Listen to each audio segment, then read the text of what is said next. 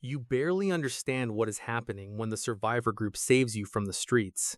One second, you are trapped in the open, surrounded by dust, wreckage, and the distant cries of the infected. The next, rough hands are pulling you forward with urgent force. No one explains, no one slows down. They move you away from the danger immediately, fast and silent, as if stopping for even a moment could get all of you killed. You follow them through ruined streets and abandoned buildings, struggling to keep pace. Broken glass crunches beneath your boots. Burned cars sit frozen where panic left them. The group stays focused, guiding you through alleys, dark hallways, and narrow passages where the infected will have a harder time following. They speak only when necessary, and even then their voices stay low. The city around you feels dead, but not empty. Every corner seems to threaten movement. Every shadow feels alive. The farther you go, the more the rescue feels unreal. It does not feel like safety, it feels like surviving one more minute. By the time the group finally slows, evening light is sinking across the broken skyline. Ahead of you stands an old stadium. For a brief second, relief touches your chest. A stadium sounds strong, solid, like the kind of place that might still hold back the end of the world. But when you get closer, the truth is smaller and far more fragile. It is not a fortress, it is a survivor community built from whatever was left. The entrance is protected by simple barricades made from abandoned vehicles, scrap metal, fencing, and salvaged materials. Nothing about it looks permanent. It looks like something tired people built because they had no other choice. A narrow opening is pulled aside to let your group pass, then closed again with a heavy scrape. Outside is the city and everything hunting inside it. Inside is a different kind of struggle. As you step into the stadium, you realize how small the community really is. A few people are cooking over a fire, carefully watching a pot as if every spoonful matters. Others sit repairing tools, patching equipment, or sorting supplies into neat piles. Some are simply resting, leaning against walls, or sitting with their heads lowered, gathering strength for tomorrow. Compared to the chaos beyond the barricades, the place feels calmer. But calm is not peace. Tension still lives here. You see it in the guarded expressions, in the weapons kept close, in the way people study you before looking away.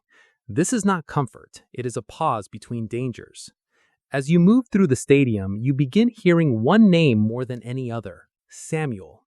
People speak about him with quiet respect. You gather pieces of his story from the way others mention him. Samuel is a religious pharmacist, the man who helped organize the survivors when the outbreak first began. While panic spread, he gave people direction. While everything fell apart, he created order from fear. The people here trust him deeply because he helped turn chaos into structure and structure into survival. But there is more to his reputation than leadership.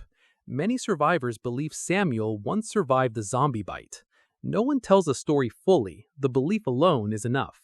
In a world ruled by infection, surviving what should have been a death sentence makes Samuel seem like something greater than ordinary. It gives people hope, and hope is stronger than reason when life becomes this desperate. You do not meet Samuel yet. First, you meet suspicion. Because you are new, eyes follow you everywhere. Some survivors quietly ask where you came from. Others want to know how you stayed alive. Their voices are controlled, but the meaning behind them is clear. Trust is difficult in a world where every stranger could bring danger with them. Here, being unknown is enough to make people uneasy. Then, Rosita approaches. Unlike the others, she doesn't study you like a threat first and a person second. She is still cautious, but there's a friendlier steadiness in the way she speaks. She explains the basic rules of the stadium community. Everyone works, everyone contributes. Food and water are handled carefully. Shared space is respected. If someone leaves a stadium, they follow instructions and come back quickly. Rosita helps you understand how everyone works together to survive. Survival here is not built on heroic moments. It is built on small responsibilities repeated every day. Some people cook, some clean, some repair equipment, some organize supplies, some reinforce weak points around the stadium. Every task is simple, but every task matters.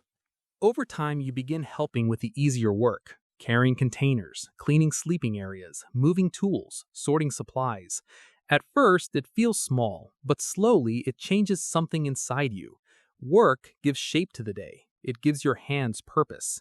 It helps you feel less like someone waiting for disaster and more like someone still alive inside it. The people around you do not suddenly trust you, but their suspicion softens. You begin to feel less like an outsider. Rositha makes that easier. Working beside her makes the stadium feel more understandable. She explains routines, responsibilities, and the truth that this place survives only because everyone keeps doing their part. One day, while talking with her, you learn about the weekly supply runs. Once every week, a small group leaves the stadium to collect supplies. They usually come back with groceries, basic necessities, and sometimes medicine. The whole community depends on those runs. The food keeps people moving. The medicine keeps small problems from becoming deadly ones. But when you ask where the supplies come from, Rosita gives you an answer that settles uneasily in your chest. Most people in the community don't know exactly where they come from. The words stay with you. A place this careful should know more about the thing keeping it alive, yet nobody seems eager to ask questions. Maybe they are too tired, maybe they are simply grateful, or maybe survival has taught them not to look too closely at the things they need. As days pass, you spend more time helping around the stadium. The routines become familiar, the faces become less distant. Working alongside Rosita makes you feel more connected to the group, more grounded inside this strange little world built in the shadow of collapse. Life is still hard, the fear never fully leaves, but the community gives you something the streets never could. It gives you a reason to keep going. Then one evening, while resting in the dim quiet of the stadium, you feel it again. The burning pain in the scratch on your arm. It starts suddenly, hot and sharp beneath the skin. You freeze, staring at the wound, trying to ignore it, trying to tell yourself it's nothing. But the feeling lingers, and as the pain spreads, a darker thought settles in beside it. Something may still be wrong with you. You sit there in the uneasy silence, surrounded by a community that is only beginning to feel like home, and you realize two things at once. Your condition may be hiding something terrible, and the stadium's supply runs may be hiding secrets just as dangerous.